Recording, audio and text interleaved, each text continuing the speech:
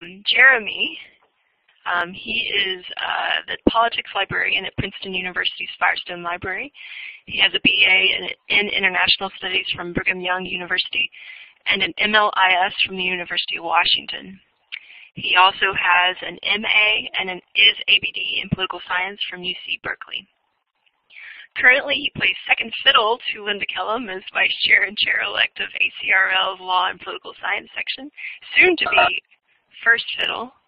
And his interests include European politics, technology and libraries, government information, open data, and digital privacy. And Jeremy is happily married and the proud father of 4 children. So thanks for coming, and thank you, Lynda, for giving me the opportunity to present. You know, it's an interesting topic, keeping up with Congress. I don't know, probably like many of you professionally, I don't actually do a lot with the absolute updated sort of current issues in Congress. Mostly I'm interested in stuff that happened in Congress in the past because that's what people are researching. But there are a lot of really interesting tools out these days for being able to keep up with what's going on in Congress and the like. But, you know, as I was thinking about this, I thought, you know, maybe I ought to give a little justification for why we should bother in the first place. I mean, when you look at Congress, there is a fair amount of disillusionment about how Congress does its job. You know, this is just over the past couple of years. You can see since the financial meltdown, our high point was 39, it looks like, there in this Gallup approval poll of Congress. And more recently, we're down into single digits, which is pretty pitiful. You know, we read a lot about sort of the partisan gridlock and rancor that's going on in Congress. And, you know, it's hard to come up with a good measure for productivity in Congress, but at least one measure that's sort of been bandied about recently is that, you know, in the first session of this 113th session of Congress, fewer than 75 laws were passed by Congress. Now, that maybe isn't a very good measure because if they were all important and significant, then that might not make us worry. But, you know, there is a lot of sense that things aren't working well in Congress. But even so, Congress is still important, right? I mean, this is one of the 3 major branches of government in the United States. It is a source of legislative power in the government.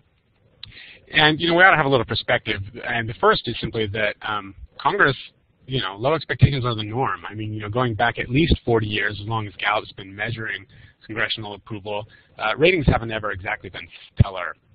You know, we're looking at a high point of just over 50% approval, and that must have been right after September 11th, 2001 attacks. You can see there, people generally don't have high expectations of Congress, and it may not be terribly surprising given that we have 535 representatives and senators in Congress, and they're all pulling in different directions and being pulled in different directions by many, many different jurisdictions. So. You know, but even historically, if we look historically, you know, the whole notion of partisan rancor and partisan polarization isn't exactly new either. I would say that we're still nowhere near the kind of division that we had in the run-up to the Civil War, which is probably fortunate because we don't want to have another Civil War. But this is from the House Clerk's office. They have a really interesting history site that's got some cool stuff on it. And this is a picture of one of the more infamous brawls on the House floor. You can see just the whole state of confusion here. This was in the run-up to the debate over Kansas becoming a state, and it had a pro-slavery constitution that was being debated. And a fight broke out after 2 members insulted each other, and it sort of ended, at least humorously. And if you look in the picture, I don't know to what extent you can see it here, but I'll sort of draw a little circle. It ended when one of the members pulled off the hairpiece of the other member there, and the whole House dissolved into laughter. So, you know, I guess all's well that ends well. But, you know, this kind of partisan rancor and gridlock goes even further back. I mean, back in the early days of the Republic, this was not a new issue. You can see this was, again, on the House floor. A brawl broke out between 2 of the members of the House. This is 1798, so this is the very, very early days of the Republic. And one of the things I find really interesting about this particular piece, besides the fact that it's sort of crudely drawn, is the evident delight on the faces of many of the people looking on as spectators to the brawl. So anyway, that's some perspective. So you know, I think it's worth tracking what Congress does, keeping up with what's going on in the House and the Senate. even if sometimes it seems like not a lot is getting done, because it does have a big effect on our lives. Now, before we go into some of the other tools, and I'm going to try and show a number of things live and show you some of the neat tools that are out there for tracking bills and legislation and votes and other things in Congress. But one just general caveat I should say is that, for many people, keeping up with what's going on in Congress may not require anything more than just a good news site. And there are lots of them out there. I mean, your general big newspapers all have good coverage of U.S. politics and Congress. The New York Times has some really good coverage. A couple of really good blogs, actually, that cover a lot of detail on politics and American politics. Washington Post, some of the other ones do a good job, too. There's some more specialized ones that deal specifically with kind of congressional events, though, and CQ Roll Call is probably one of the best. And, it gives you very detailed reporting on everything that's going on in Congress and sort of in and around Congress with the people, staffers, lobbyists, and other people and issues in Congress, and not just Congress, but a lot of focus on Congress.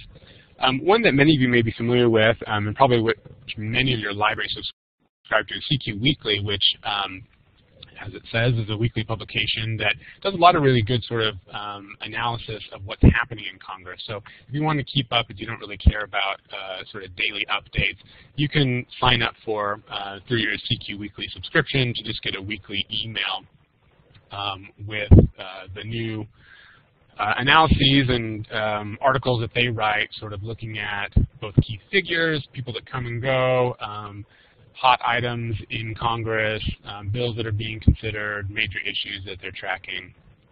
And of course, the CQ Weekly subscription for libraries has some other really useful stuff in it, just like the print publication does. It has tables that track key votes and how often representatives and senators vote in support of the president or in support of their particular party, so party unity scores, and many other things that can be useful.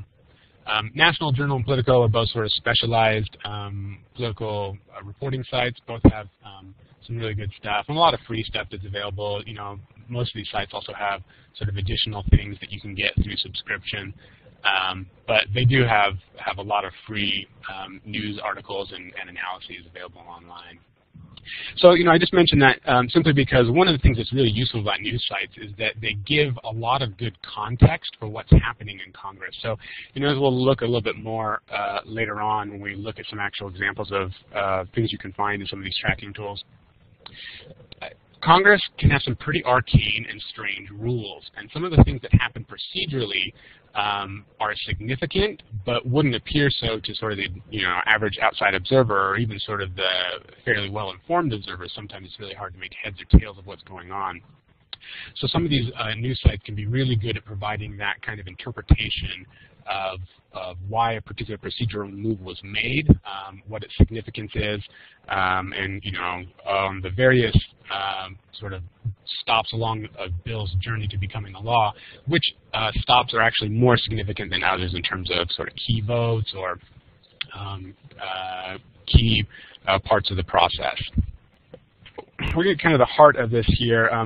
A number of the things I'm going to show you are good sources for being able to find legislation, the bills and the laws that are coming out of Congress, things that are being considered, hearings and other types of things. And a number of these have some pretty neat tracking tools for keeping on top of it all, being alerted when things are going to happen. So I'm going to show you a couple of these. First I'll start with, of course, is the new Congress.gov, which is the replacement for the Thomas legislative system. I'll note, as it shows here on the slide, that Thomas is still available and is slated to be available all the way through the end of 2014. And there are still some things on Thomas that haven't been migrated over yet, although they're all supposed to get there eventually. But that said, there is a fair amount there. Okay, so probably many of you have seen Congress.gov. So I'm not going to spend a lot of time on this. This is the official site for congressional information, so obviously we need to cover it. But in terms of actual functionality, it's still lacking a lot of things that many people would like in terms of being able to kind of track what's happening in Congress. But I will show you, one of the things that's kind of nice is that a lot of stuff is in here, a lot of legislation. You know, all the legislation from 1973 to the present is in here. Congressional records in here entirely from, I think, 1995 to the present. So there's a lot in here, and you can actually just kind of browse directly through.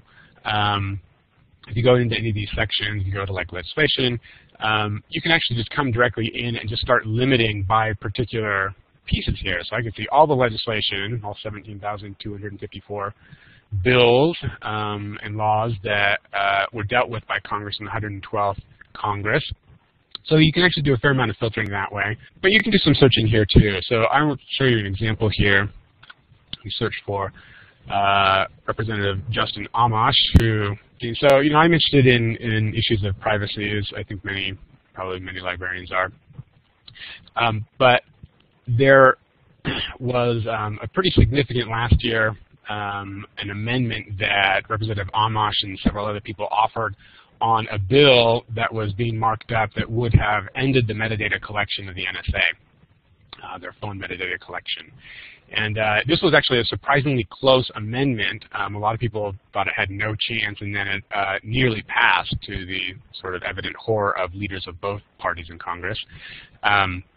So if you search in here for his name, you get a lot of stuff that deals with him, things that he is a sponsor or co-sponsor of, things that he has otherwise dealt with. But if you click on here under bill type, you can limit here in various ways. So I'm going to limit here first to the 113th Congress. I know this was just last year. And so I'm going to come back down now to bill type. And I know that he offered this as an amendment. So I'm going to click on the House amendments or Senate amendments here. And then this will come up, and you can see it's got the description: the amendment sought to end authority for the blanket collection of records under the Patriot Act. So this is interesting. If you click on the title, if you click on the text here, it shows you this was amendment number 100. When you click on the text, this is the text from the congressional record. So this is all incorporated right directly in here. And it tells you up here at the top that this amendment appeared on page H5023 in the congressional record. So it's got this whole section of the congressional record, which is quite lengthy. So you know, you could do a find on the page for H5023, and that'll jump us down to this section where we have a whole conversation, the whole debate that happened here, which is actually really interesting if you go back and read it or watch it. And if you scroll down a little bit, you will see that a little bit further on, after some of this debate, he actually introduces the amendment. And so here's the amendment, right? And it's been offered by Mr. Amash, and then later on you can see the actual roll call vote on this as it happens. So that's Congress.gov. If we go back up to the home here, one of the things that is sort of lacking here is the ability to sort of track any particular legislation or people in here. And you know, when I first got to Congress.gov, I was sort of pleasantly surprised. I saw, oh, there's an RSS feed here. You can subscribe to things as you search along these. But if you click on subscribe, actually it turns out the only thing you can subscribe to is the Law Librarians of Congress blog. I don't know if that's going to change in the future, but I think it's a little misleading to leave that subscribe link on every page in the site. But we're not out of options. There are other options to do this. And so one of the other ones I'll mention here is, and I think this is the very best one, it's called govtrack.us. And this is a great site, a lot of stuff in here that you can do for browsing legislation, just like you can in Congress.gov, as well as being able to track it and keep up with it in various ways. So I want to show you here that if you kind of hover over the browse, you see you have options for browsing different types of things. Of course, you can look by member of Congress. You can search here by bills or resolutions. You can look at voting records, committees, a few other things that they're sort of now incorporating, but not nearly as robust as this other stuff. So let's take a look at bill tracking. So you go to the bills and resolutions page, you can see that there are a lot of options. The House and Senate are actually not in session, I think, this week, which is why nothing's showing up in sort of the coming up this week spot, but usually there would be some things listed there. But there are a lot of options here, interestingly, to browse by subject, and this is kind of useful if you want to browse bills by the topics that they deal with. You can, of course, up at the top, there's a search box, and you can search here using keywords. You search for member names and the like. But I'm going to browse here by subject. We scroll down a little bit. You'll see down here in the middle there's a government operations and politics, which looks kind of interesting, maybe some stuff dealing with libraries in here. And if you hover over the side, you get a little narrow topic option, which shows you some subtopics here under this bigger category. And there are a lot of things listed here. You know, government information and archives might be an interesting one to look at. I'm going to go back just to the broad category. I'm going to click on it. And it pulls back here. We're limited by default over here to the 113th Congress. But we've got about 487 bills. It's quite a lot. So, of course, you could go through and you could look at any one of these bills. Hidden down, not quite hidden, but if you scroll down a little bit on the left, down at the bottom, you'll see there's some different sorting options as well. So it has some kind of a relevance ranking here. They're calling secret sauce. You can resort this in various ways. So I'm going to sort this here by the last major action that happened, so we can see what might actually be moving through Congress at the moment, because many, many bills are introduced that never really see the light of day. So there are a few things that have been introduced recently or referred to committee. And scrolling down a little bit, let's take a look at this one here, S. 1947, the Government Publishing Office Act. The GPO's name is, I don't know, I can't remember if it officially changed already or if it's about to change. But anyway, it looks like it's going to deal with GPO. And so we click on this one, you get a lot of really useful information here. So you get sort of the overview to show you where this is progress-wise in its journey towards becoming a law. They actually interesting sort of giving you a prognosis here on the chance of this bill being enacted. Now this isn't context specific to the actual bill. This is just based on general statistics that they pull out of all the legislation and based on where it is in the process, what its likelihood is of ever actually making it past committee and actually getting voted on and then enacted. So, you know, it's got a pretty low chance, like most legislation does. But you can go in, you can read the bill text here, you can do various things with it. But let's say we just want to keep track of what's going on with this bill.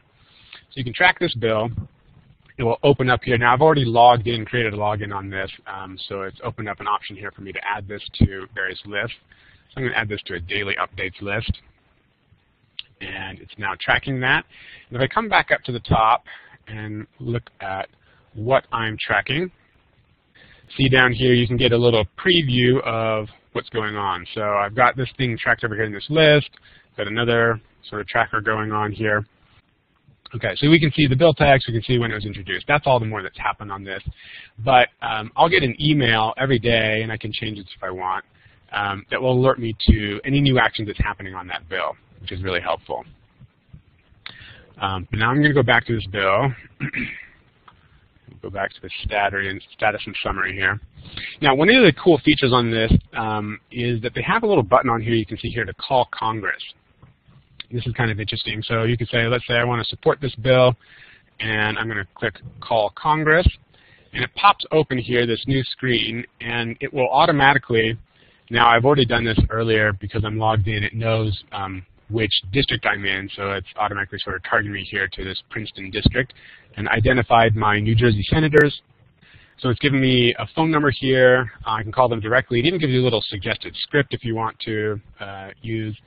But they actually have this interesting feature where you can enter your phone number, and they will call the senator or the congressman's office. They'll call your number and then connect you right directly. I haven't tried this to see how seamlessly that works, but I find it kind of intriguing and interesting. Anyway, so you can do that. You can call both of your senators here. If this were a House bill, it would pop open your House representative right there. That's how you track bills. And you can do the same thing for individual members of Congress. If you want to track what your local congressman or senator is doing, you can keep up to date on them. You can track individual committees if you find that useful or interesting. And under your little tracker list here, I'll show you, I have sort of a weekly update that I set on here for, I actually live in Pennsylvania. So this is my local Pennsylvania rep, Representative Fitzpatrick.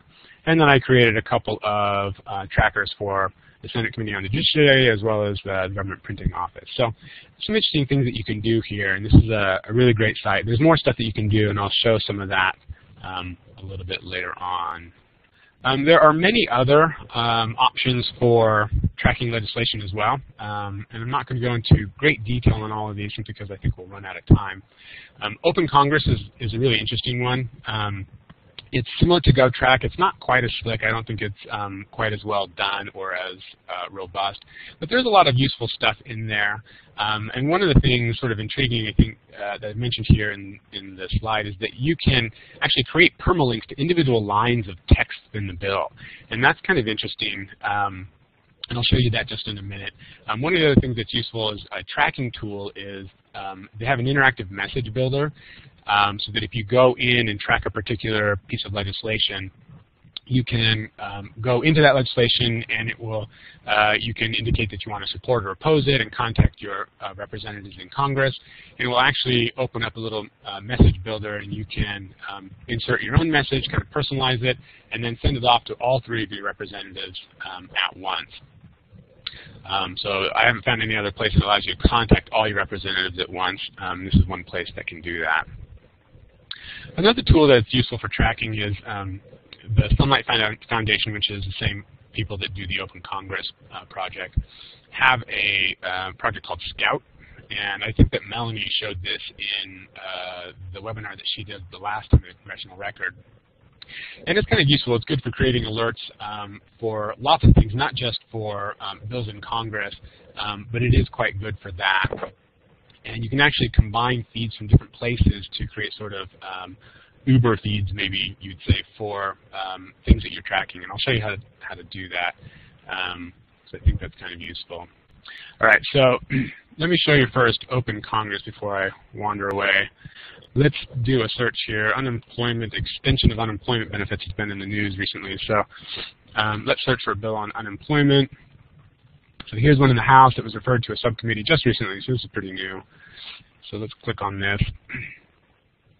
And when you look at it here in the Open Congress website, you can get a lot of the same types of things that you would get on GovTrack. You can look at the actions and votes to see what's happened.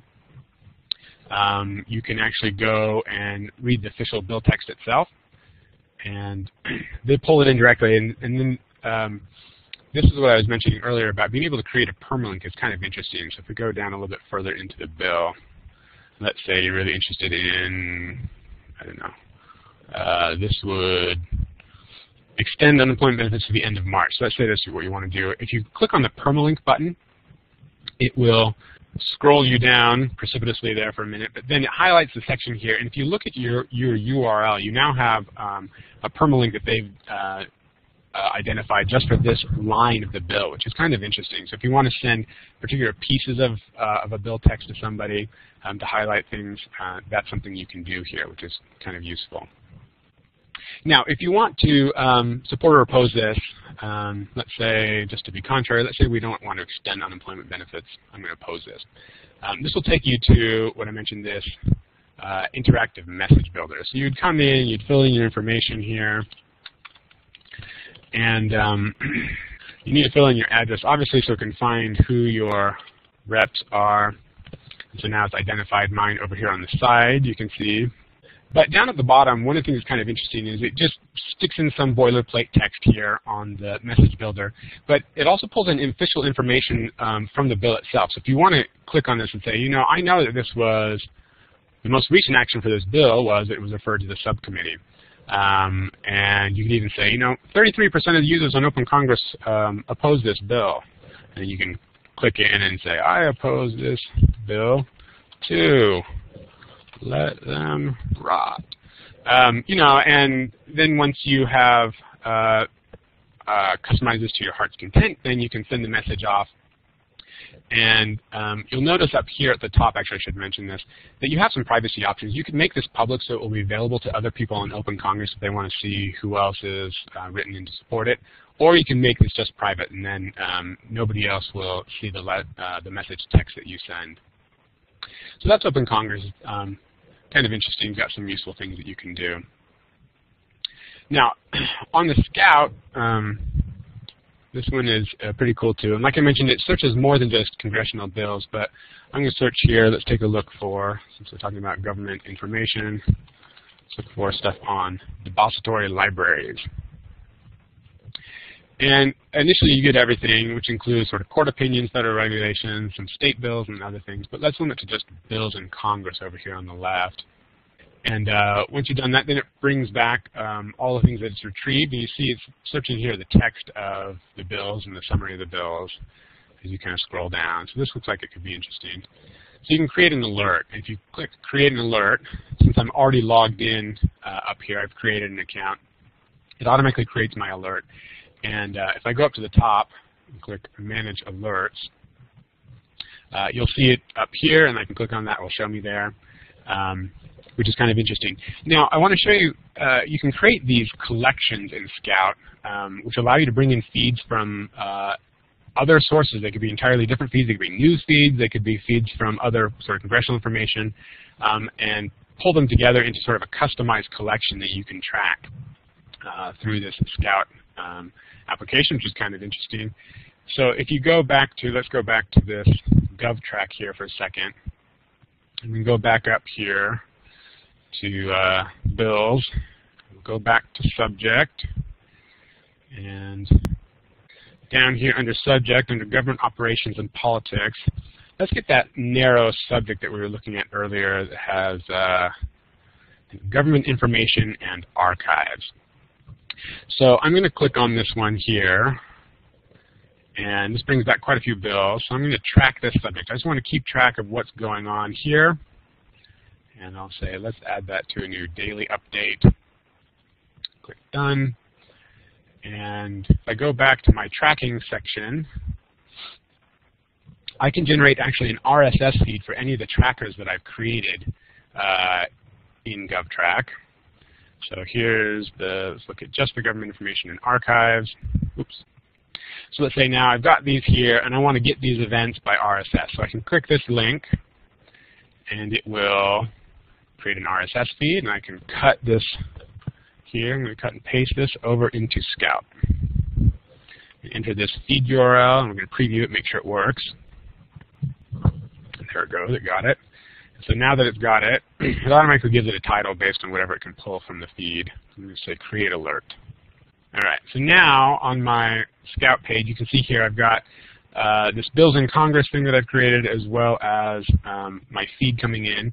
Now I'm going to give them a common collection name. So if I say Government Info and Libraries, I'm going to save that to this collection. Put this, give it the same name, and it's going to fall into the same collection. So now if I come up to the top where it's showing my collections, you can see it will show the feed for both of these things. So it'll pull back whatever it finds in Scout directly, as well as anything that's coming back from this RSS feed that I've created at GovTrack. So you can use this to create some pretty interesting and customized collections of congressional information that's coming back, whether that's bills or committee members or hearings, things like that that you want to track. So the last thing I want to mention on sort of tracking legislation is an interesting one. This is fairly new. It's called Popbox, and it's sort of a play on the Latin vox populi for sort of voice of the people. Okay, somebody's asked a question here. The Open Congress site, does it send email or snail mail to the reps? That's a good question. It actually will send email to your representatives, so they're not mailing anything physically for you. But what they are doing is connecting directly into the representatives' email systems to submit them. Now, if you've ever actually tried to contact your representatives in Congress, one of the things that you'll recognize is that they create a lot of hoops to send them email, and part of the reason is that they're mostly interested in hearing directly from their own constituents. So they all have contact forms on their website. Instead of just giving you an email address that you can email, it all gets routed through central House and Senate servers, and each representative will have a contact form on their website, and will ask you to fill out all of your address information so they know that you're an actual constituent before you can email them. And that's useful. So that's what these sites are doing. Is why they ask for your contact information, is to make sure that they've got the right representative or senator, but then B, so they can actually send the information all directly on. All right, Victoria asks, assuming these sites are all free, and all these sites that I've shown you so far are free, who funds them? Well, that's a good question. A lot of these are nonprofit organizations. Open Congress and the Scout one are both run by the Sunlight Foundation, which is a transparency nonprofit. And their whole mission is to try and, of course, create more transparency in government, to make it more accessible to individual citizens. So they're founded, like most nonprofits, through a combination of grants and funding. Some of these sites have some advertising that they will show sometimes on their sites as well. It will just vary from place to place. And then, this next one I'm going to show you, this Popbox, has sort of an interesting feature where it's intended to sort of gather kind of feedback and input from general citizens, but then be a means for staffers and Congress people to kind of get a pulse on what people out there think about various bills and other types of legislative proposals. So I think that for theirs, they actually have an option where they charge the offices in Congress for access, and that may be part of how they pay for the service. So, a lot of these are new, and, their future will likely be like a lot of sort of free sites online, sort of open-ended and evolving in terms of how they continue to fund themselves. But that's a good question. So the last one I'm going to show you on sort of legislation tracking here is this Popbox, which is really geared almost entirely towards contacting Congress and making your voice heard, but also doing it in a way that is shareable via social media, as well as sort of openly on the website, so you can kind of get a pulse, like I said, on what the general population more broadly may be thinking. So this is an interesting one. So when you come in initially, you can, I'll just mention that you can search in here by bill number or keyword, although I will mention that the search here is not terribly robust. So this is really geared towards people coming in with like bills that they already have in mind. And so I'm going to give you an example. So ALA sent out an email alert, I think last week or the week before, about supporting Senate Bill 1599, which is sort of on ending mass surveillance. So we search that one in here. You will see this is the USA Freedom Act, and you can see some useful things on here. So it looks like, roughly almost 600 people have sort of registered on this site, whether they support or oppose this. You can see here that sort of the overwhelming majority of people support this. And if you want to do that, then of course you can click here on support or oppose. You could just send a generic, I support this, or you can customize this and add in whatever text you want in the email that you're going to send off. Then once you preview it, we'll ask you for your information. So we'll ask you to actually register and create a login account here with your real name and your obviously your postal address, so they can identify who your correct representatives in Congress are. But the other thing that they bill about this particular site is they want to make this transparent on both ends, so that members of Congress and their staffers will know that the communications that they're getting are actually from real people and their actual real constituents, so that you can sort of strengthen the representative link between Congress and the districts. So I'm not going to actually go through and do that on this one. I'm going to go back here, because I don't actually want to send anything on this to my congressperson right now. But there's some other useful and interesting things here. If you click on the View Report and Comments link up at the top, there is an option down below. You can see, like, this is the map that shows where people are coming from. So as you go in and click that you support or oppose it, it will start to generate statistics here to show the size of the dots show you how many people in whatever congressional district supported or opposed a particular piece of legislation. Down at the bottom, if you send off a comment, you can choose to post it publicly on the site here. And of course, you don't have to create a username that will be publicly identifiable. They keep all your information private, but you have to create some kind of a screen name. And then some of these things will be listed down below if you choose to do that. So this is kind of interesting. The other thing that's kind of cool about this site is if you scroll down a little bit, they will pull in information here if for particular bills there are organizations that endorse or oppose it.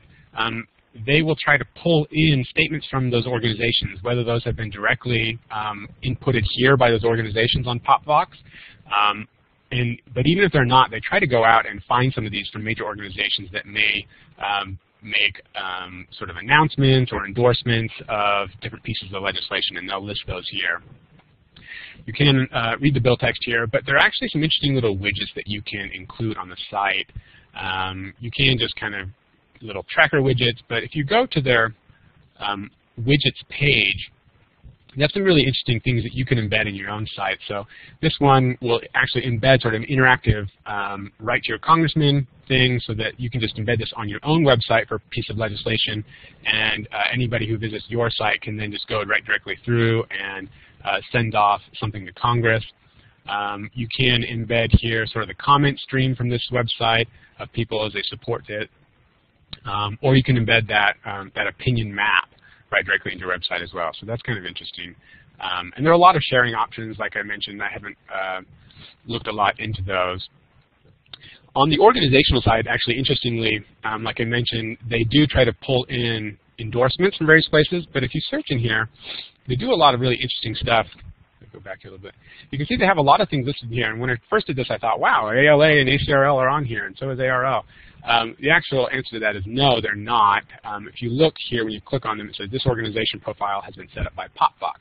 So they went out and found lots of big organizations of various kinds all across the spectrum of political ideology, and have inputted them in here and tried to find things that have to do with sort of their legislative agendas, or open letters that they've sent in support or opposition to various legislation.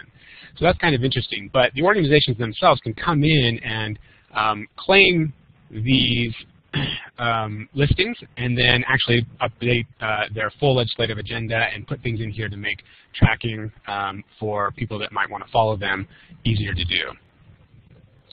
All right, so I'm burning through time, and I thought I would. So I'm just going to skim through some of the rest of this and just mention this. I've got a lot of links in here, so you can follow up a lot of these on your own.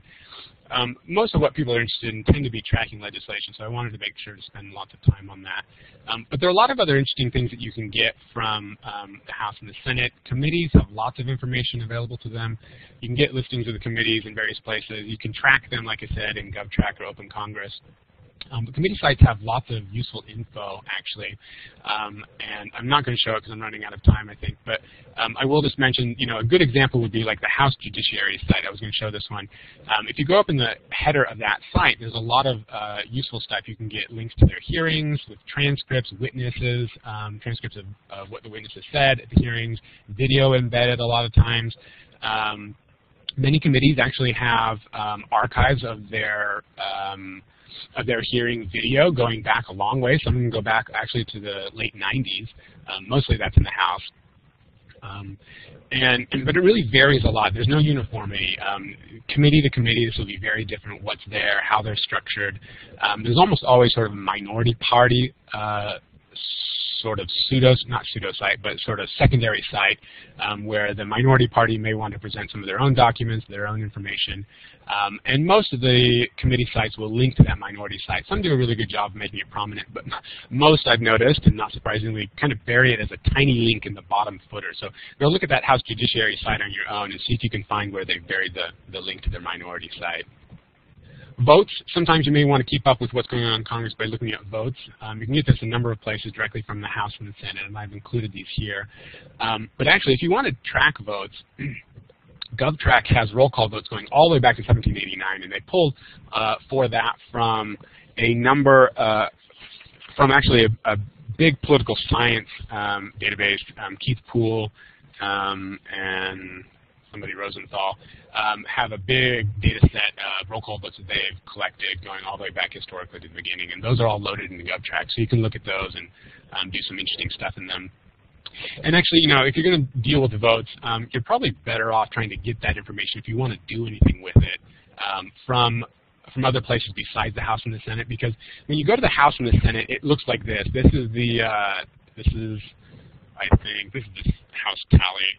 And it's not terribly wonderfully informative. If you click on it and look into it, this is what it looks like. I mean, this is still coming from Thomas, right? And it's it's all in text. It's hard to figure out. You know, they do this weird, like, italicized is the Democrats if it's in Roman font, and it's Republicans, whatever. It's really hard to figure out. You can't do anything like that if you want to analyze it in Excel or something. So if you actually look at this in GovTrack on any of these bills that has a vote, it will track the votes in here. It color codes them nicely so you can see at a glance, as well as show you sort of the visual over here on the screen.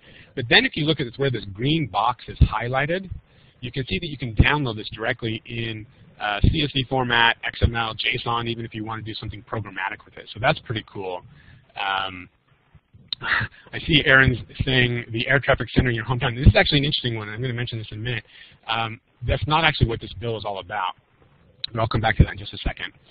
So on the, if you want to know what's coming up in terms of legislation, you can look at various floor schedules or calendars for the House and the Senate. And these are, I've got links here to various places you can look at this.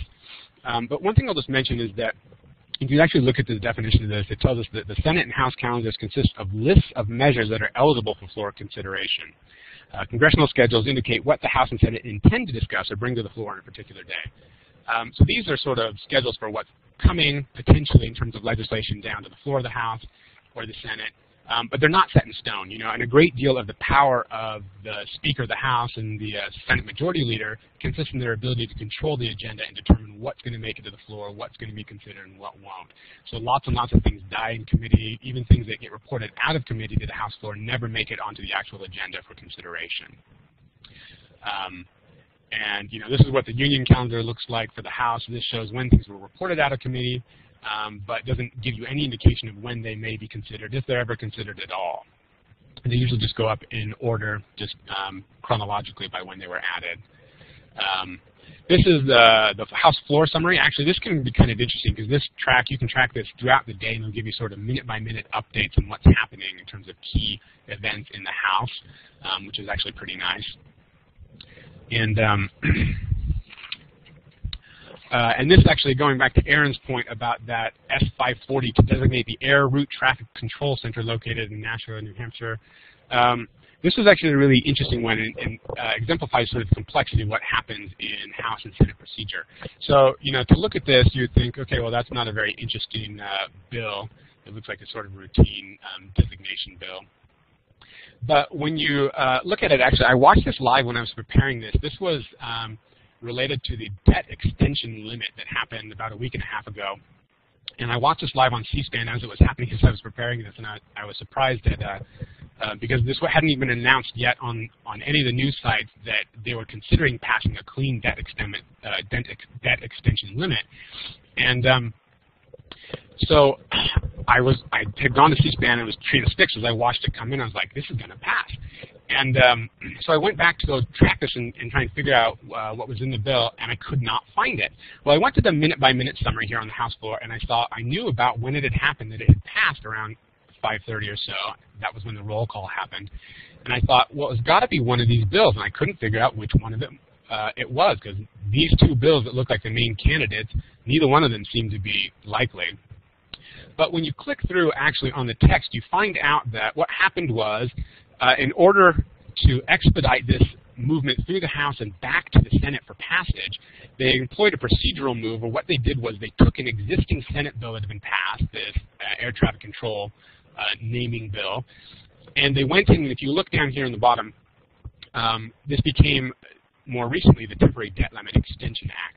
And they went in and they struck out everything after the title, and they renamed it, and they put in a whole new bill text. And then they passed it. So they voted on it and they passed it. So interesting example of sort of the complexities of what happens in the House and the Senate, and can make finding some of this legislation sometimes a bit tricky. So those are links for the Senate calendar and schedule as well.